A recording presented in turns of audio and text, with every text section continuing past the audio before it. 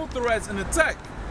Thus, that's how they're being a guard onto them. They're not even allowing them to pass sanctions on them. Go on. Thus, there is no existing authority capable of justifying an attack. Just like Iraq. Go on. In an interview this that never week, stopped America before. In an interview this week at the NAM Non-Aligned Movement Conference in Tehran, attended by 120 member states, a huge defeat for NATO interest in the area, this interview yielded some substantive and surprising facts. Press TV. Certain powers have been trying to isolate Iran. Actually, by not holding such a conference at such a high-ranking level. As yours aids, this all has failed. Now tell us about all the sanctions against Iran which have propagated against Iran, that Iran should be isolated, but as you said, it's all been failed. That's right, because Iran, they got friends, man. They're not on their own like Iraq was. They got friends. They got backup, man. And that's going to be part of the gathering of the armies in that valley of decision, man.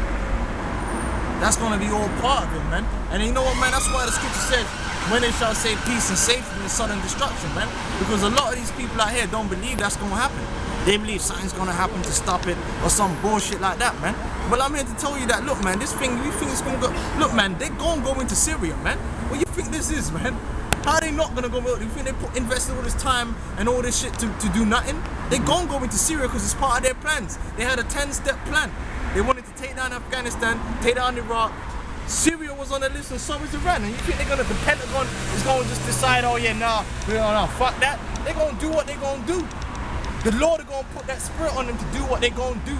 And guess what? Because the international bankers are pushing them to do that. And Israel is pushing them to do it. That's why the Bible says, surely the least of the flock shall draw them out. Because you might have some Pentagon guys that don't want to do it. But guess what, man? Whatever Israel do, America's got to back it up. Because Israel run America, man. Because America is run by so-called Jews. That's why the Israeli lobby is the largest lobby, man. The most powerful lobby.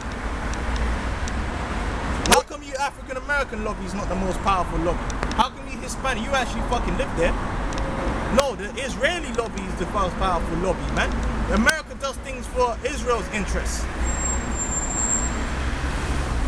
What is really important that the agenda of the 688-point draft document, which talked about, as you call and urge all countries to make the world free from any nuclear weapons. You were a senior. I want brother to jump down to this bit. This is yeah. The two quotes at the bottom. No, just this bit here, yeah, from there on. From actual risks. Yeah. Right. Jumping on a bit. Yeah, let's get to the actual risks and ramifications. Top intelligence analysts in private consultations fear a larger Middle East war. Yeah, they fear that, and that's what's going to happen. Russia and that tells you about that in Joel the 3rd chapter. It tells you about that in Ezekiel the 34th chapter. It tells you about it in Isaiah the 30th chapter. It tells you about that in Isaiah the 24th chapter, man. It tells you about that in 2nd Ezra the 15th chapter.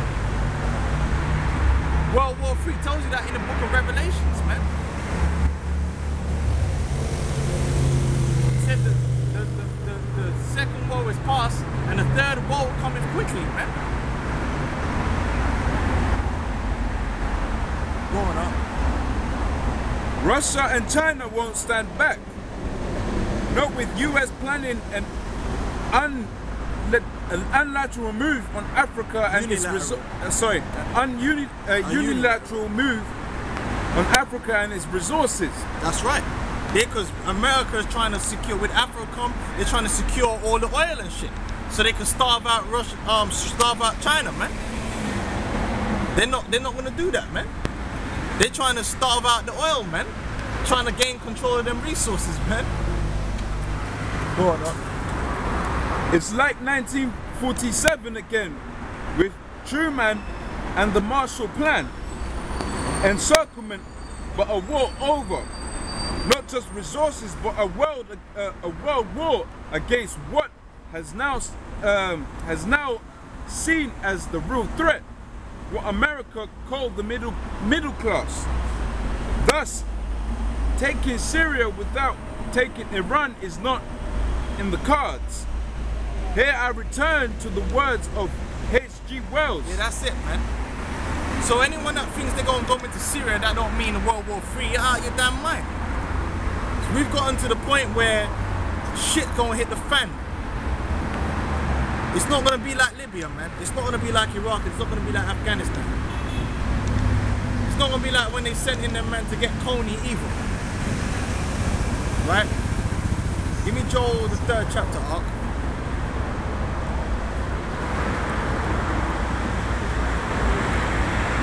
Shit's gonna pop off out here, man. While everyone's sleeping, oh, nothing happened at the Olympics. Everyone's gone back to sleep. Shit's gonna pop. And guess what? All them troops they brought here for the Olympics is still here. Yeah. You know? The missiles are still on them roofs. The missiles are still on them roofs.